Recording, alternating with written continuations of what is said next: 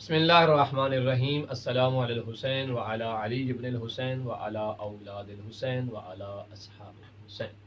अस्सलामु अलैकुम व रहमतुल्लाहि व बरकातहू। या अली मदद अलैहिस्सलातु वस्सलाम।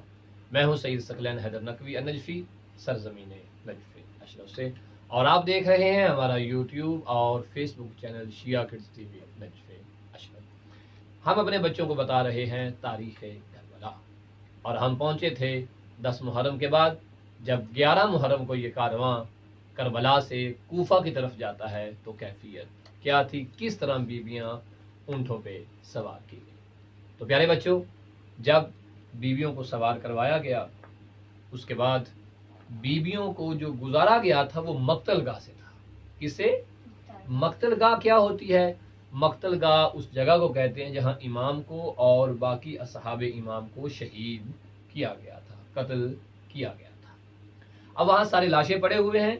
इन जालिमों ने जानबूझकर बीबियों को उन लाशों के दरमियान से गुजारा। क्यों गुजारा? इसलिए ताकि बीबियों को और अजियत हो, बीबियों को और तकलीफ हो, दुख हो। दुरुस्त है। अब जब कोई मुसलमान दुनिया से रुखसत होता है ना, तो हुक्म शरीयत का प्यारे बच्चों यह है कि उसे कफन दिया जाए और उसे दफन किया जाए, गुस्ल दिया जाए।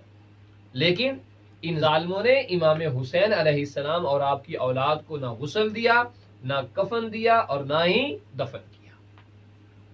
अब जब माएँ, बहनें, बेटियां गुजरी, बहनों ने भाइयों के लाशों को देखा, माओं ने बेटों के लाशों को देखा, और बहनों ने भाइयों और दीगर खवातीन ने जब इन चीज़ों को देखा तो उनके दिल जख्मी हो गए, उनका जिगर जख्मी हो गया।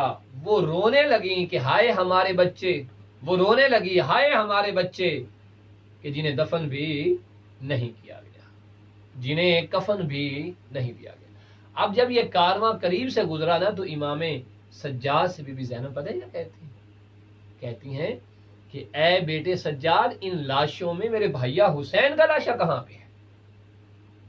क्योंकि कहीं नजर नहीं आ रहा था।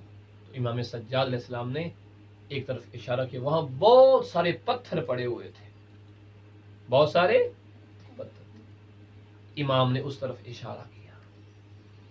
बीबी ज़ैनब ने कहा, सज्जाद ये तो पत्थरों का ढेर है। कहा, फूफी जान, आपके भैया हुसैन का लाशा इन्हीं पत्थरों के नीचे है। कहा ना, आपके भैया हुसैन का लाशा इन्हीं पत्थरों के नीचे है। अब अपने आप को ऊंट से बीबी ने उन पत्थरों के ऊपर गिरा दिया। जब बीबी ज़ैनब सलामुल्लाह अलैहा प्यारे बच्चों गिरती हैं तो आपकी पेशानी जमीन पर लगती है। अब हाथ तो ऐसे बंधे हुए थे बीबी के ऐसे, ठीक है, हाथ खुले होते तो पत्थर हाथों से हटाती। अब बीबी ने पता क्या किया, ऐसे हाथ बंधे हुए थे, ऐसे करके जो है ना, वो बीबी ने क्या किया, पत्थरों को हटाया।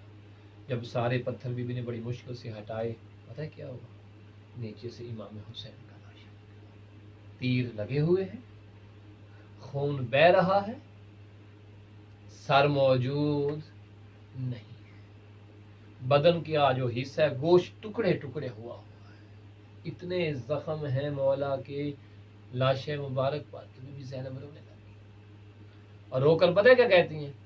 बीबी कहती हैं कि आ अंतल हुसैन, क्या तू हुसैन है? क्या तू मेरा भाई हुसैन है?